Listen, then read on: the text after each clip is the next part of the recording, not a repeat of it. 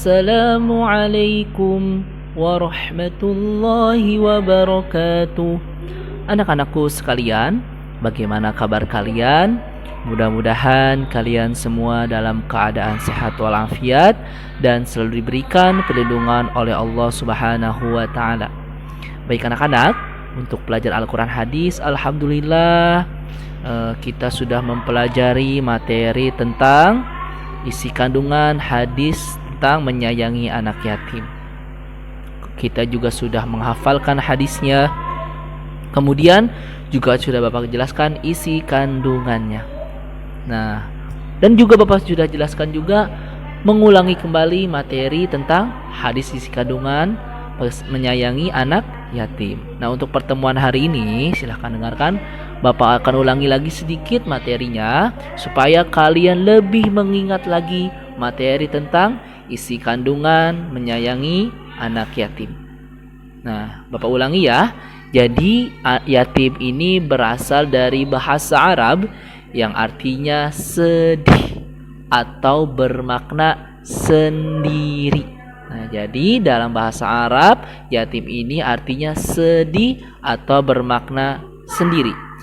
Menurut istilah syariat, yang dimaksud dengan anak yatim adalah seorang yang ditinggalkan meninggal oleh bapaknya sebelum dia balik. Nah, sedang ada lagi yang namanya piatu. Nah, kalau piatu secara arti istilah syariat, piatu itu artinya seorang anak yang ditinggalkan oleh ibunya sebelum dia balik. Kalau yatim ditinggalkan bapaknya, kalau piatu ditinggalkan oleh ibunya. Kalau yatim piatu ditinggalkan oleh kedua orang tuanya. Nah, kemudian menyayangi dan menyantuni anak yatim hukumnya apa ya? Hukumnya ialah wajib bagi kita sebagai orang muslim. Apa itu wajib? Suatu perkara yang apabila dikerjakan mendapat pahala, ditinggalkan berdosa. Nah, kemudian apa saja kemarin ya isi kandungannya? Isi pokok kandungan tentang hadis menyayangi anak yatim. Nah, yang pertama, kita terhadap anak yatim harus bersikap baik dan penuh kasih sayang. Jadi anak yatim itu harus disayangi, gak boleh dicaci, gak boleh dikatain, gak boleh dihardik. Mengapa? Apabila kita menghardik, menghina anak yatim, itu artinya kita sama saja menghina Nabi Muhammad SAW. Mengapa?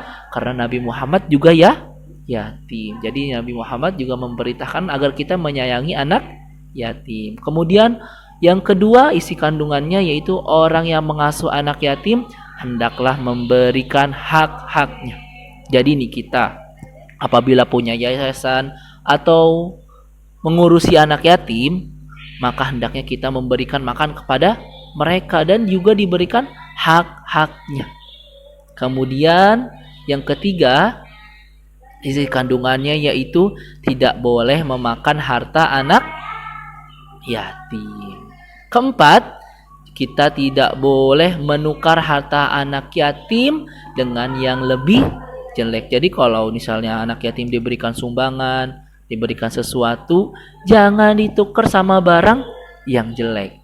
Kalau menukar yang jelek itu artinya kita sama saja menghardik anak yatim.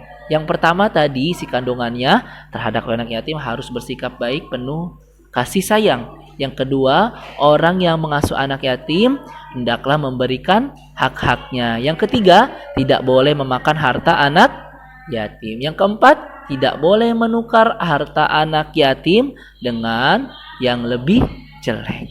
Nah, kemudian yang kelima, isi kandungannya tentang hadis keutamaan menyayangi anak yatim.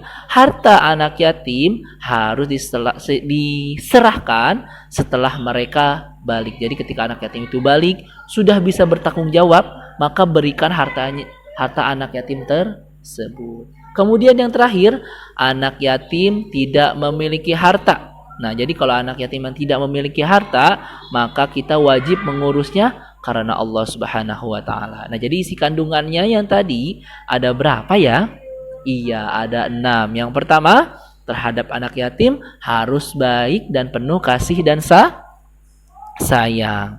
Kedua, orang yang mengasuh anak yatim hendaklah memberikan hak-haknya. Kemudian yang ketiga, tidak boleh memakan harta anak yatim. Yang keempat, tidak boleh menukar harta anak yatim dengan yang lebih jelek. Kemudian yang kelima, harta anak yatim harus diserahkan setelah mereka balik. Yang terakhir, yang keenam, anak yatim yang tidak memiliki harta maka wajib mengurusnya karena Allah Subhanahu wa taala. Nah, baik anak-anak, untuk tugas kalian pada hari ini silahkan kalian membuka halaman 53. Nah, dibuka halaman 53. Jika sudah dibuka, dia perhatikan ya. Nah, kalian kerjakan halaman 53 bagian C. Ada yang bertanya, Pak, kerjakan di mana, Pak? Kerjakan di buku tulis kalian. Jangan di buku paket ya, supaya buku paket kalian kalau untuk esai itu tidak acak-acakan. Jadi kerjakan di buku tulis Al-Quran Hadis. Nah, jadi untuk hari ini kita sudah mengulangi kembali lagi materi tentang hadis keutamaan anak yatim dan mengerjakan tugas pada halaman 53 bagian C. Bapak akhiri untuk pertemuan hari ini. Ingat, kumpulkan, jangan sampai telat ya. Sekian dari Bapak, kurang lebihnya mohon maaf. Wassalamualaikum warahmatullahi wabarakatuh.